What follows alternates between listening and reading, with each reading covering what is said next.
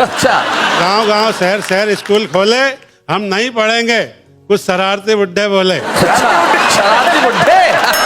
तभी शिक्षा अधिकारी बोला, तुम्हें क्या, तुम्हारे बाप को पढ़ाया जाएगा आपको भी। और संपूर्ण राष्ट्र को साक्षर बनाया जाएगा।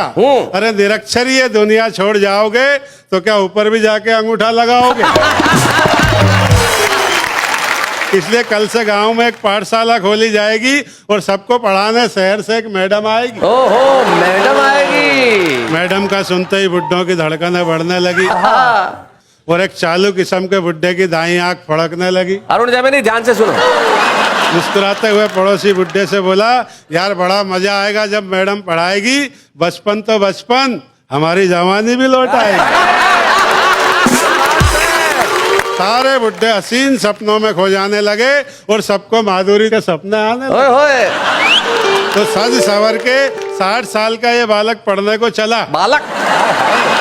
उसका ये उतावलापन अम्मा जी को खला। पड़ोसन से बोली, देखो इस बुड्ढे की चाल में क्या बागपन छाया है और पढ़ना जरूरी है, इसे 60 साल में समझ आया।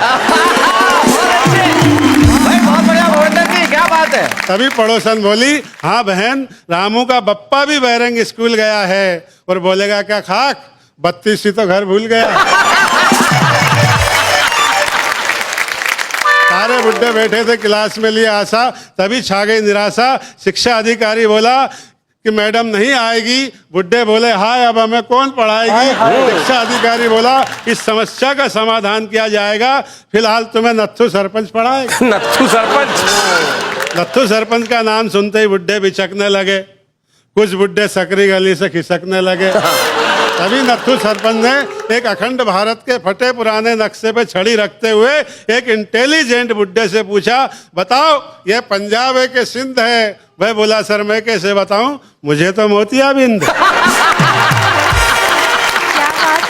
नत्थू सरपंच ने पूछा, अच्छा बाबा ये तो बताओ कि स्त्री में छोटी ई की मात्रा लगेगी या बड़ी ई की?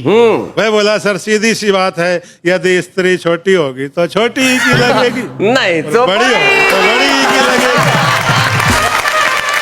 नत्थू सरपंच बोला, तुम्हें क्लास से भगा दूंगा, तुम्हारे माथे से साक्षरता की लाइन मिटा दूंगा। बुड्ढे बोले, हमें क्लास से भगा दोगे, हमारे माथे से साक्षरता की लाइन मिटा दोगे और हम क्लास से भाग जाएंगे तो तुम्हारे प्रौढ़ शिक्षा के प्रोग्राम धरे रह जाएंगे। ये कह के बुड्ढे सटक लिए। नत्थू सरपंच ने हाथ पैर पटक लिए। तभी चाय लेके एक 10 साल का बालक आया। वह बोला, सर मुझे पढ़ा दीजिए, बदले में भले ही आप चाय के पैसे मत दीजिए। नत्थू सरपंच बोला, बेटा इस क्लास में केवल बुड्ढों को पढ़ाया जाएगा, तेरा नंबर तो 50 साल बाद आएगा। क्या बात है भाई, वाह वाह वाह, बहुत बढ़िया।